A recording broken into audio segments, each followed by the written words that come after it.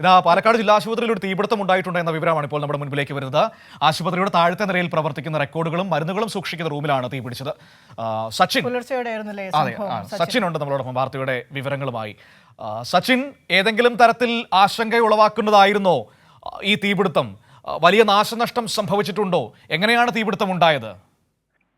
മനു, ഇന്ന് പുലർച്ചെ 3 മണിയോട് കൂടിയാണ് തീപിടുത്തം പാലക്കാട് ജില്ലാ ആശുപത്രിയിൽ ഉണ്ടായത്.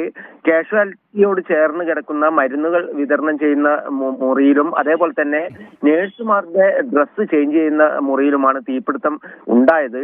ഷോർട്ട് സർക്യൂട്ടാണ് തീപിടുത്തത്തിന് കാരണമെന്നാണ് പ്രാഥമികമായി ഫയർഫോഴ്സും അതേപോലെ തന്നെ പോലീസും നൽകിയ വിവരം. നിലവിൽ യാതൊരുവിധ പരിക്കുകളൊന്നും ആർക്കുമില്ല. നിരവധി രോഗികൾ സമീപത്തെ വനിതാ വാർഡിലടക്കം ഉണ്ടായിരുന്നു. പുക പടർന്ന സമയത്ത് തന്നെ രോഗികളെ മാറ്റാൻ ആശുപത്രി അധികൃതർ തയ്യാറായി. തുടർന്നാണ് തീപിടുത്തം വ്യാപകമായത്. തുടർന്ന് ഫയർഫോഴ്സ് എത്തി തീ പൂർണ്ണമായി 3:30 അണച്ചിട്ടുണ്ട്. മനു, ശരി, വേറെ ആശങ്കപ്പെടുന്ന സാഹചര്യമൊന്നുമില്ലല്ലോ അല്ലേ?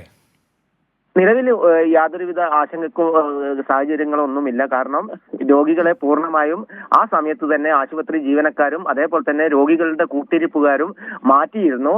തുടർന്ന് അരമണിക്കൂറിനുള്ളിൽ തീ അണച്ചതിന് ശേഷം പൂർണ്ണമായി സാധാരണ നിലയിലേക്ക് ആശുപത്രി മാറിയിട്ടുണ്ട്.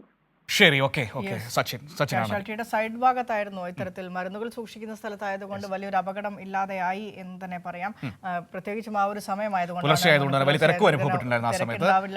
ഉറങ്ങുന്ന സമയമാണ്. രോഗികളായാലും കൂട്ടിരിപ്പുകാരായാലും ഉറങ്ങിപ്പോകുന്ന ഒരു സമയം കൂടിയാണ്. ആ ഒരു സമയത്ത് വലിയൊരു തീപിടുത്തം ഉണ്ടാവുക എന്ന് പറയുന്നത് വലിയ ദുരന്തത്തിലേക്ക് വഴിവെക്കേണ്ടതൊന്നായിരുന്നു. പക്ഷേ അത് ഈ ആൾ സാന്നിധ്യമുള്ള ഇടങ്ങളിലല്ല എന്നത് ആശ്വാസം നൽകുന്നത് തന്നെയാണ്. വേഗത്തിൽ തീ അണയ്ക്കാനും കഴിഞ്ഞു എന്നത് അവിടെ നിന്നൊരു ദുരന്ത വാർത്ത ഒഴിവാക്കുകയും ചെയ്തിരിക്കുന്നത്. ഏതായാലും വലിയൊരു ആശ്വാസം അത് കേൾക്കുമ്പോൾ തന്നെ, പ്രശ്നങ്ങളൊന്നും ഉണ്ടായില്ലല്ലോ എന്ന് കേൾക്കുമ്പോൾ തന്നെ.